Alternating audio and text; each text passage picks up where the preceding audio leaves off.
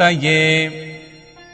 आन्त्रमालाधरम् शङ्खचक्राब्जायुधधारिणम् श्रीनृसिंहम् महावीरम् नमामि ऋणमुक्तये स्मरणात् सर्वपापघ्नम् कद्रूजविषनाशनम् श्रीनृसिंहम् महावीरम् नमामि रणमुक्तये सिंहनादेन महता दिग्दन्ति भयनाशनम् श्रीनृसिंहम् महावीरम् नमामि ऋणमुक्तये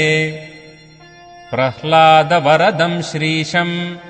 दैत्येश्वरविदारिणम् श्रीनृसिंहम् महावीरम् नमामि ऋणमुक्तये